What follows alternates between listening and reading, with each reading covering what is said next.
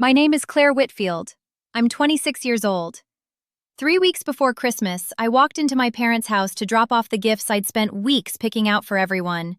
The tree was up, the garland was draped over the mantel, and right there on the dining room table, spread out like an assembly line, were 200 holiday cards ready to be stuffed into envelopes.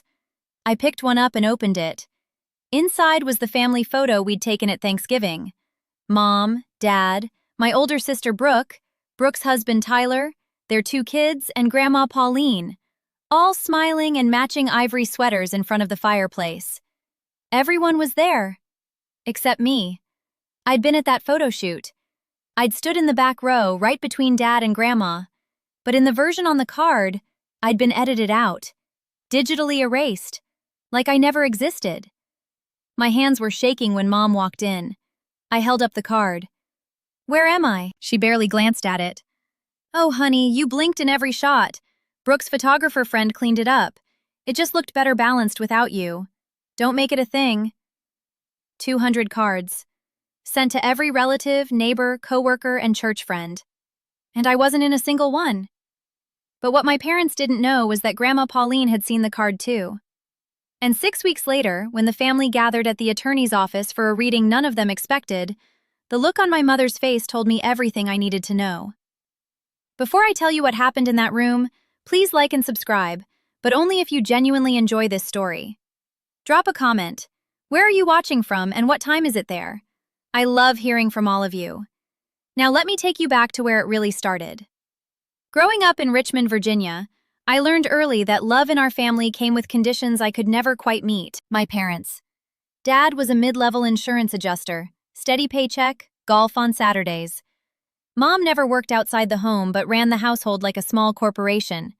Every detail curated, every appearance managed. My sister Brooke was 4 years older, married to Tyler, a dental surgeon with a big house in the suburbs. And then there was me, the quiet one, the dependable one, the one who showed up early and stayed late. Brooke got the spotlight. I got the to-do list. When I was 14, I won a regional essay contest, first place out of 600 students. My English teacher called my parents to congratulate them. Mom said, "That's lovely, sweetie," and went back to helping Brooke shop for prom dresses. Dad took Brooke and 3 of her friends to dinner at a steakhouse that weekend to celebrate her being nominated for prom court.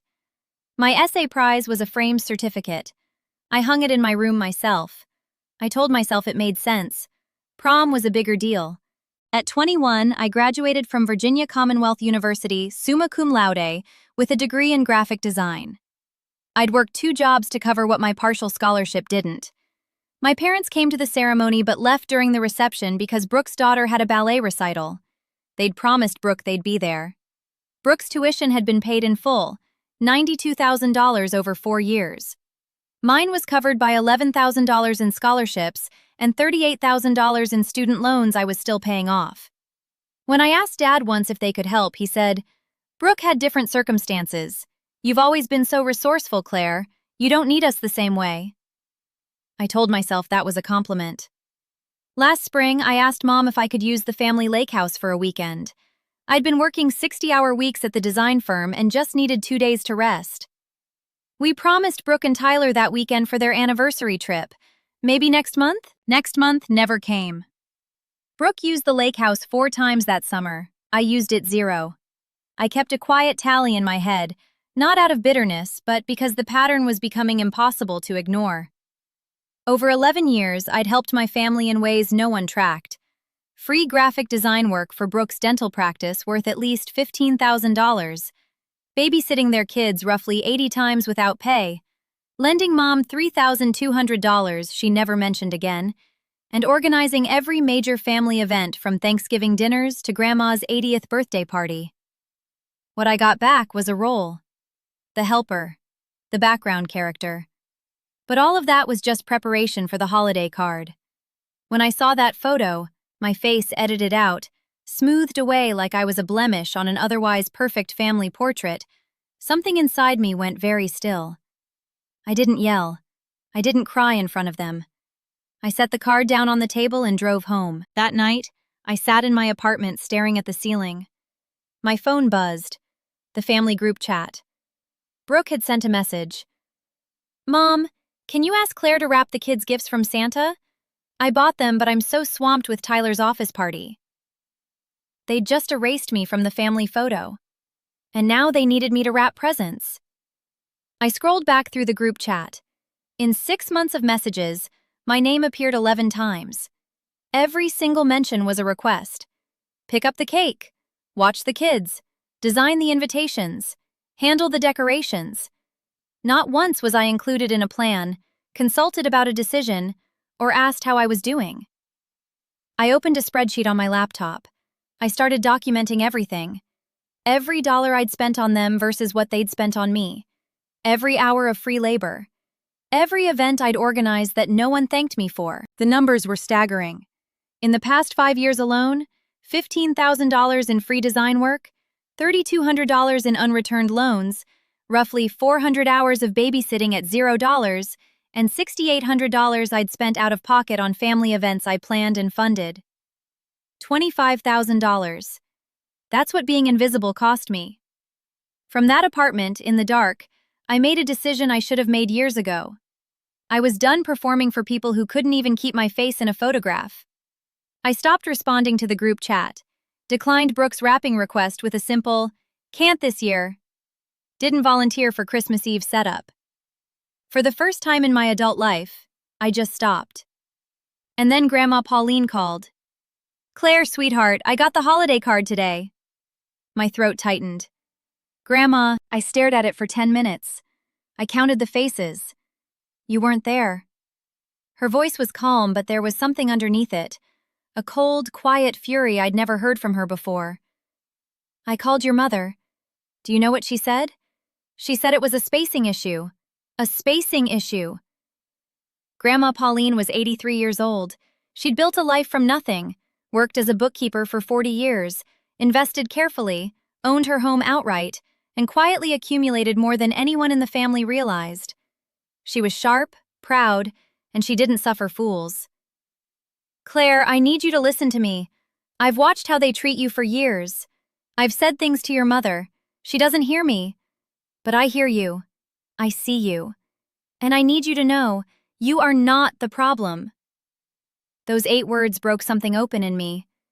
You are not the problem. "I want to do something," she said. "Something I've been thinking about for a while. But I need you to trust me, and I need you to be patient." "What are you going to do?"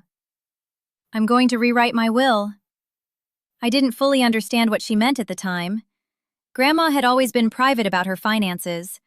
The family assumed she had modest savings, a paid-off house worth maybe $280,000, some retirement accounts. Comfortable, but nothing dramatic. What no one knew was that Grandma Pauline had been investing since she was 35. Quietly, consistently, for nearly 50 years. Her portfolio, managed by a financial advisor the family had never met, was worth $1.4 million. Over the next 2 months, Grandma Pauline worked with her attorney to restructure everything. She didn't tell my parents. She didn't tell Brooke. She told me, and she told her lawyer. The original will had split everything equally, 1/3 to Mom, 1/3 to Brooke, 1/3 to me. Simple. Standard. The new will was different. I received 60%. A trust fund for my future, structured so no one else could touch it. Roughly $840,000 in investments and assets. My mother received 10%, just enough that she couldn't contest the will on grounds of being entirely excluded. Brooke received 10% for the same reason. And the remaining 20% went to a scholarship fund for first-generation college students at Virginia Commonwealth University. In my name. The Claire Whitfield Opportunity Fund. Grandma also wrote letters. One for each of us, to be read aloud at the will reading.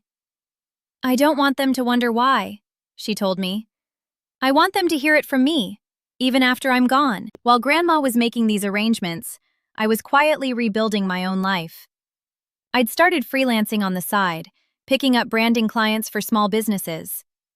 The first month, I landed 2 clients, a bakery in the Fan District and a yoga studio in Scott's Addition. Together, they paid $1,800. Not life-changing, but mine. By month 3, I had 6 steady clients generating $4,500 a month on top of my design firm salary. I was working evenings and weekends, but for the first time the exhaustion felt purposeful. I wasn't tired from serving people who didn't see me. I was tired from building something that was entirely my own.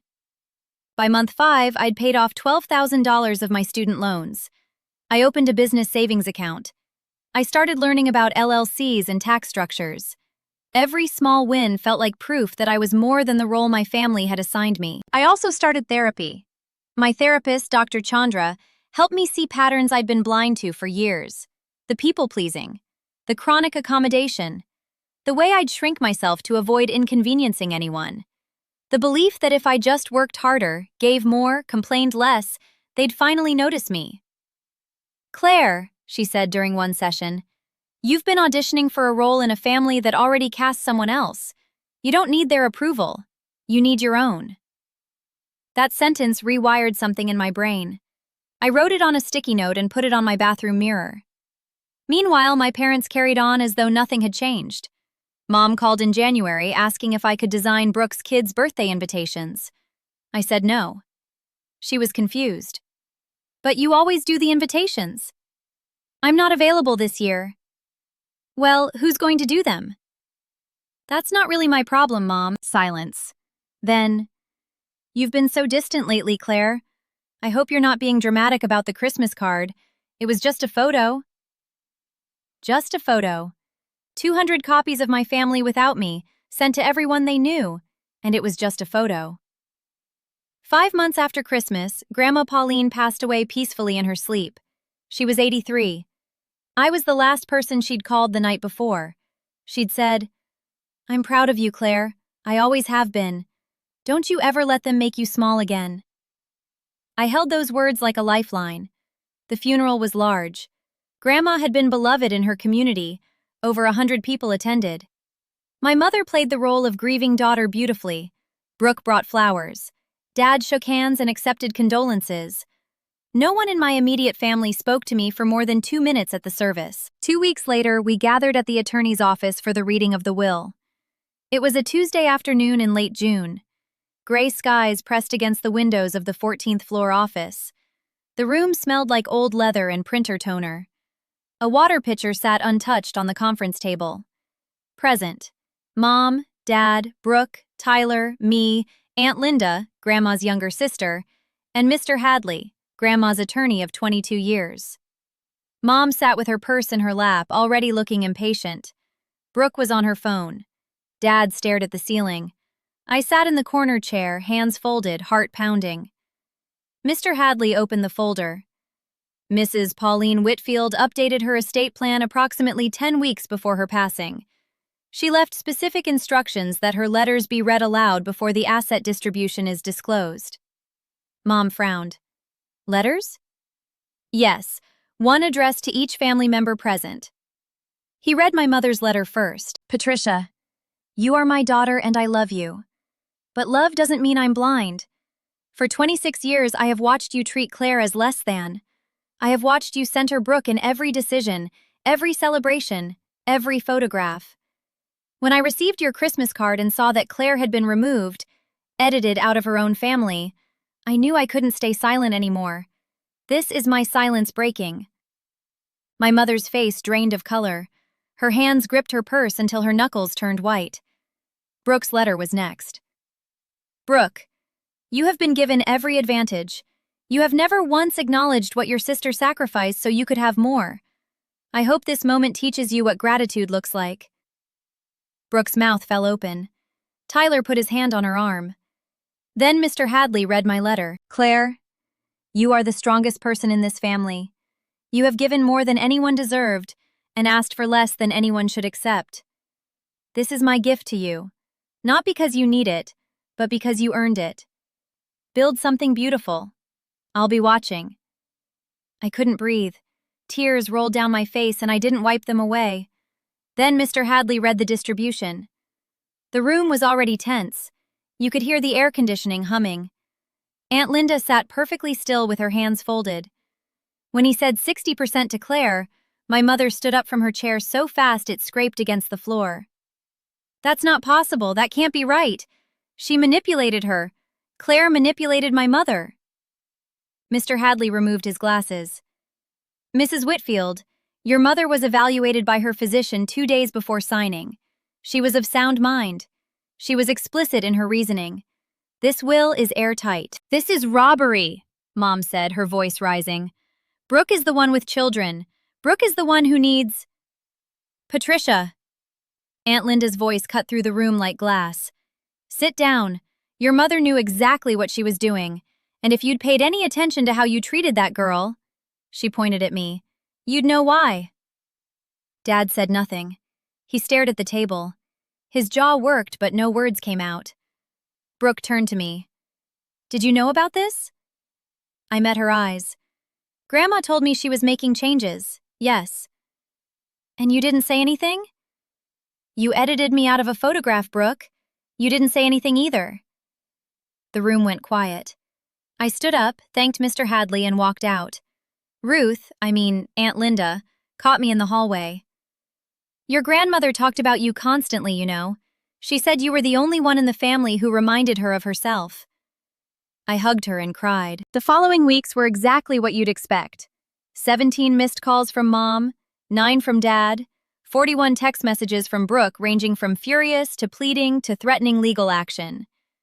Tyler called once, awkwardly, asking if I'd consider redistributing in the spirit of family unity.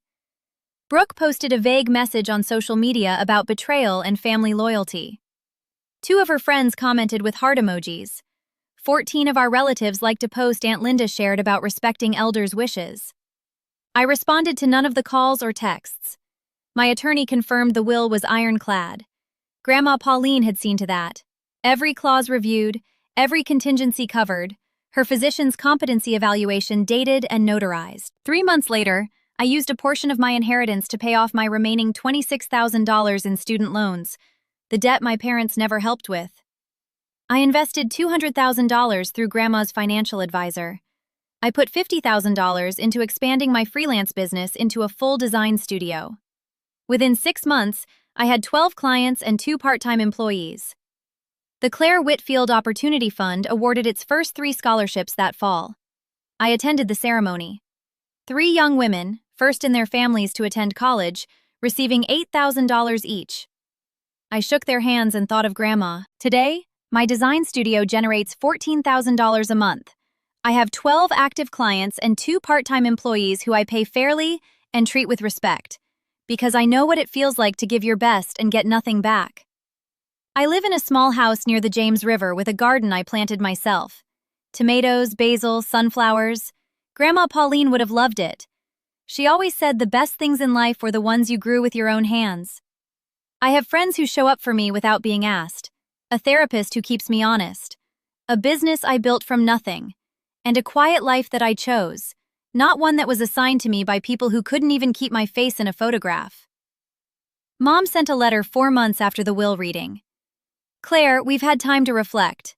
We made mistakes. We'd like to try again. I wrote back, I'm open to a relationship, but it has to be different. No favors, no guilt, no pretending the past didn't happen. If you can meet me as an equal, we can talk. We've had coffee twice. It's surface level. Careful. She asks about my business now. She doesn't ask for free design work. It's not the relationship I dreamed of having with my mother, but it's the most honest one we've ever had. Brooke hasn't spoken to me since the attorney's office. I've made my peace with that. Some nights I look at that Christmas card. I kept one. I look at the space where I should have been, the gap between Dad and Grandma where my face used to be, and I don't feel angry anymore. I feel grateful. Grateful that someone saw me. Grateful that she made sure I'd never be erased again.